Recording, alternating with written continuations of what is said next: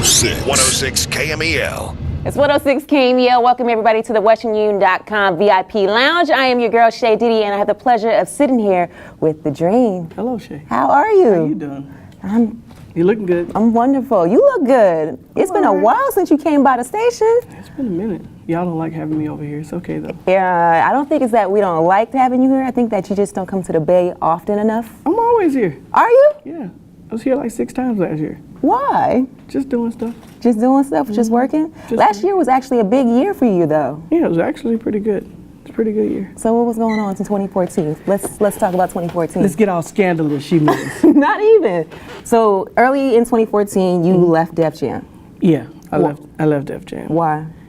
It was no particular reason. I think it just had ran its course, and I didn't have certain people there that I wanted to have there.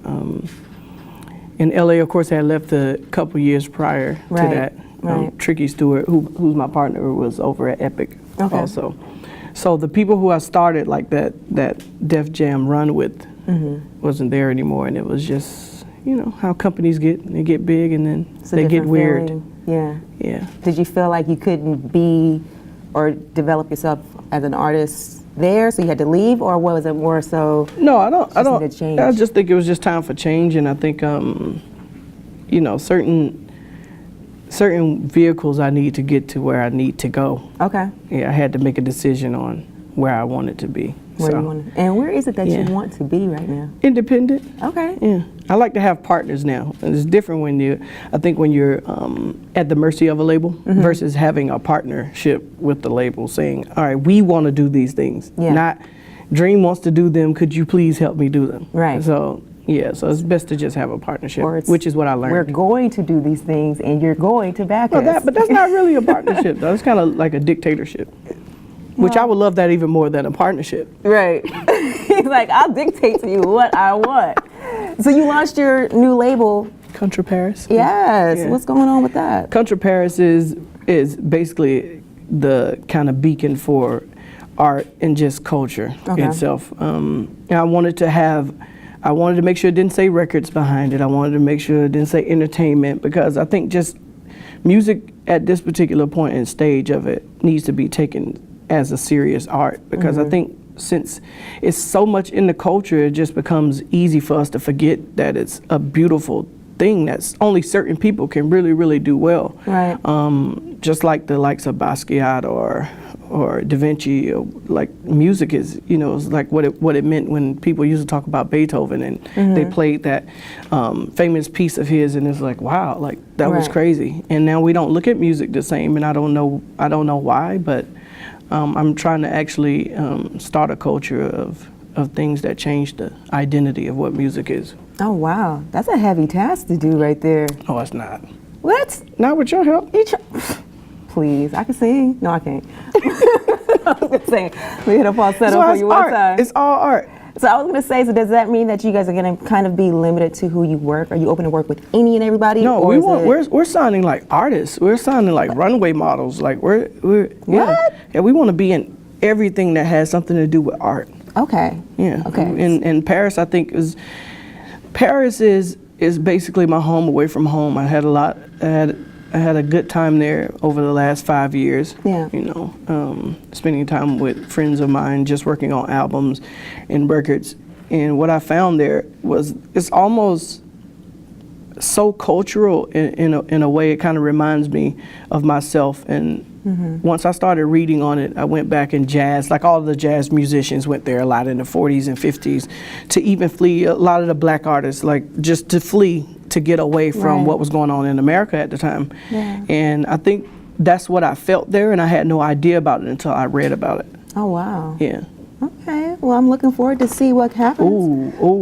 Oh, God. You know, I was going to say just a few minutes ago, it's like, there's so many rumors out there about the Dream, about he's this, he's that, but he just seems like a chill dude, like a normal, the homie. Not like that, but you know what I'm saying. Like, he's not that cocky. Yeah, what you mean by that? The homie, like my bruh. No, you know what I mean? Yeah, Stop it. You know what I get what you're saying. So, what do you think all that drama and all the rumors stir up from? Because I can tell you're a very artistic person. I just don't think people know me. Okay. But it works it works good sometimes and sometimes it doesn't.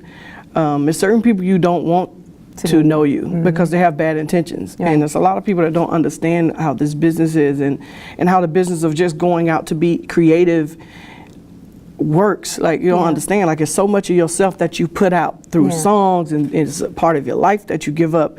And it's funny, I was sitting up maybe 2 o'clock in the morning and a story came on HBO about Basquiat and how in the beginning he was so open. It's just like, yo, this painter, this young guy, and then he became closed. Like at the end, before he died, he was like, yo, let me pull back, because I think we start out as artists like, here you go, here's our palette of this beautiful thing that we think is a certain way, and then it's 100 people that come in to try to take something from you. Yeah. So you're just looking through the blinds like, is this the right person or is it not? And sometimes when that person with the bad intention doesn't get through, unfortunately, they have the bigger mouth of, you know, people who do understand you or that are friends of yours that know that, oh, I can count on Dream. If I ask him for something, I'm going to get it. You know? They have the bigger mouths, you know, like, of course, we call it hate. I'm starting to hate the word hate, but it's somebody telling you a story about somebody that they just truly don't know. If you really was to ask them, like, how do you know? They just wouldn't know. They would say, oh, well, we never really crossed paths, or I never.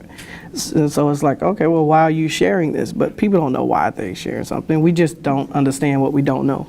That's true. I also feel like people just like to assume about people, and like that's where there's a difference between a true fan or somebody who truly just rocks with your craft and you as a person versus just people who know your name. Because a true fan is like, no, that don't even sound right. Like based on how he moves and whatever, they may not have met you, but just watching you are like, that doesn't even sound right. You know what I mean?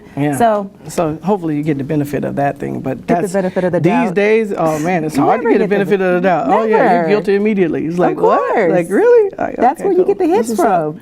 It is inspiration. Yeah. It is content. What did Big Sean say in that? I guess that bad things create the best content. You know, Lionel Richie once told me, he said, yo, you write your best songs when you break up, not when you're in love. And I'm like, no, I don't want to be in love. Mary J. Blige, Share My World, she had just broke up. Oh my God. Crazy. So I need her to break it. That's horrible, though. I hate that, but I mean, it's the real. That's horrible, people. Oh.